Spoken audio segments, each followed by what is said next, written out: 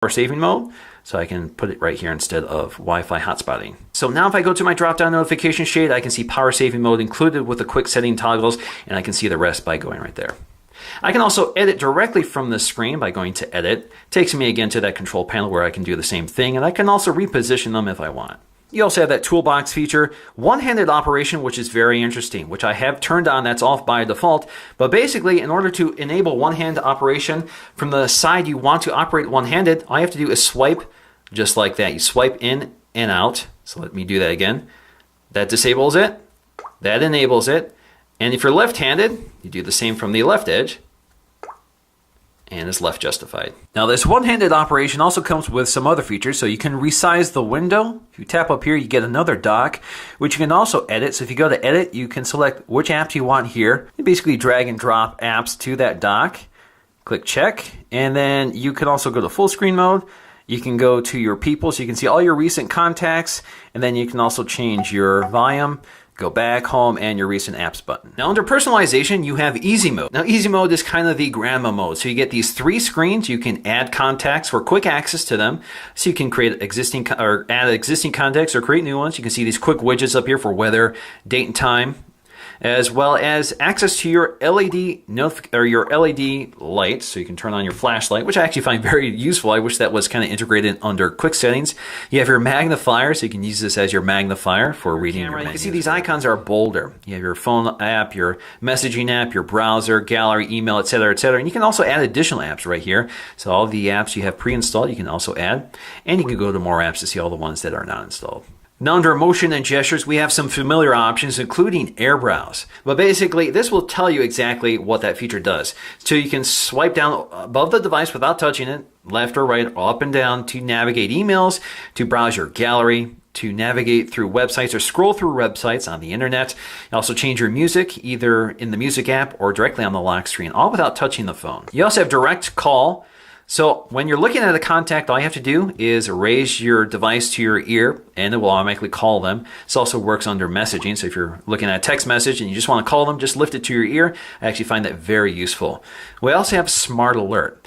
So basically, when you pick up the device and you have a notification, it will kind of vibrate for you. We also have mute/pause. So we have several features that are on by default. The one that was on by default is covering the screen with your hand to mute it. And this tells you exactly what that means. Basically, if you cover the screen with your hand, that will mute phone calls or pause media. And then we also have turn the device over to mute calls or pause media. And then we have smart pause. You also have palm swipe to capture, which is also on by default. This is very useful. So this allows you to do a quick screen grab. So I can do this. It's showing you to use the edge of your palm, which you can also do, but I can also just use my finger here like that. Which is off by default, but this allows you to, without touching your screen, hover your finger over the display to see, for example, calendar events under your calendar. Look at an expanded view of your gallery by hovering your finger over one of your gallery icons. Scrub a video by hovering your finger over the playback scrubber. You can also see your speed dial contacts by hovering your finger over the phone dialer. Now this really only works in certain Samsung apps. So as you can see here, when I hover my finger over my email messages, it expands out for me and shows me an expanded preview of that message. So again, I'm not even touching the screen and it sees my finger. So you can see it's maybe within an inch of the display. And if I'm in my gallery, all I have to do is hover my finger over any one of these images to get a preview. Now under user and backup, we have our accounts. This is where we can add additional accounts such as Twitter, Facebook, our email accounts, Dropbox, Samsung accounts, and other Google accounts. You can see everything that's available here, including LDAP accounts for email, Microsoft Exchange accounts, Facebook Sync, and that sort of thing. We also have our cloud accounts, which includes Dropbox as well as Samsung. So this is all our cloud storage options. We also have backup and reset. Now under system, we have language and input settings. So this is where you can change your language, your keyboards, your voice search, that sort of thing. We also have date and time settings, which you can set automatically. You can select the format of the safety assistance. This is where you can enable that emergency feature I talked about earlier. So you do have to specify a emergency contact, which I'm not going to do right now. I just want to show you how this works. So under emergency mode, if you enable this, basically it dials back performance of the device to kind of the ultra power saving mode. So it preserves the battery life, allows you to make phone calls for an extended period of time, send messages, that sort of thing. So make sure your phone doesn't die too early. So if you're in an emergency and can't charge it, you enable that mode and it saves your battery life. You also have Geo News, which is off by default. I toggled this on, but basically this will warn you of weather events in your area. So we'll bring pop-up messages and notifications and that sort of thing. We also have send help messages, which is very interesting here. So if you enable this, if you have a primary emergency contact and you double or triple press the home button, it will send a text message with a quick alert to your primary contacts when you're in an emergency situation. So we'll send pictures and send a sound recording as well as your current location. You also have your accessories. So this is where you can change your audio output. So if you want surround sound, you can do that as well.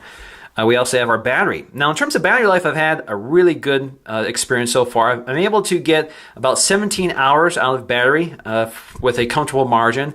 So 17 hours out of a day of normal use, so that's moderate use. That's using cellular and Wi-Fi and checking my phone regularly. So 17 hours is pretty good. I maybe get 10 hours out of an iPhone. This is very similar to the performance on an HTC One storage and see what's taking up all of our space. So you can see out of the 16 gigs, I'm using about half of it. Now under security, we have a feature here that I want to highlight here, which is called reactivation lock. So basically, you use your Samsung account to prevent other people from reactivating your device. So if you enable this, it gives you some peace of mind. All right, next up is the camera app, which is really full featured. So of course we have tap to focus, and as you can see, it's pretty quick to respond. It's much slower in low light conditions, but otherwise it's really quick. You can pinch in and out to zoom, which is just digital cropping, of course. We can shoot our photograph, and we can record video all on the same screen. We can shoot a photograph while we're recording video. We can pause video recording, resume it, and stop it. You can also change your mode here. So they've given us the standard array of auto, beauty face, shot and more, panorama, virtual tour, dual camera, and you can download additional modes which come from the Samsung App Store. So not all of them are included like they have been before. So animated photo, sound and shot, sports shot, and surround shot. Now virtual tour is kind of new here. I can't really demonstrate it live, but basically this allows you to kind of create a virtual tour of, let's say, a house or a building. Basically you can walk around and it will automatically take photos for you. And once you're done with that, you can actually navigate through that virtual tour. Now, if you look on the left side, we have our quick settings. So that includes the ability to switch from the front facing to the rear facing camera. There I am, everybody. And then I can switch back. I also have HDR. So HDR you can enable or disable quickly here. Now you also have selective focus, which you can enable or disable, and I'll show you exactly how this works. Now I took this image with selective focus turned on. So as you can see, I have a foreground subject and I have a between the background and the foreground subject for this feature to work. Now if you don't have a clear subject, the camera will tell you they couldn't enable this feature. But with this photo, I can go up to this little edit icon up here. And now I have the option to select near focus, which is focusing the object closest to the camera, far focus, which is focusing on the background. So as you can see, it blurred the foreground, and I can do pan focus. So we'll focus both the background and foreground. Now, basically all it's doing is applying a filter. In fact, if you zoom really closely at the edges of the foreground subject, you can see they actually kind of blur. So you can see it's not perfect. Now we also have our settings panel, which is pretty packed here, which includes both our still camera as well as our video camera settings, which is kind of nice, quick access to everything. You can also modify this panel or this dock here for all of these settings. So if you tap and hold any one of them, you can drag them to the dock here and remove them if you want. You're only limited to a certain number of them, so you do have to remove one if you want to add another one. So for example, if I drop this in here, try to drop another one in here, it bumps it out of the way. So of course we have our picture size, so we can change it from 16 megapixels all the way down to 2.4 megapixels. We can enable burst shot, picture stabilization, which is off by default. You can enable that. Face detection, metering modes. As you can see, we have center weighted matrix or spot metering.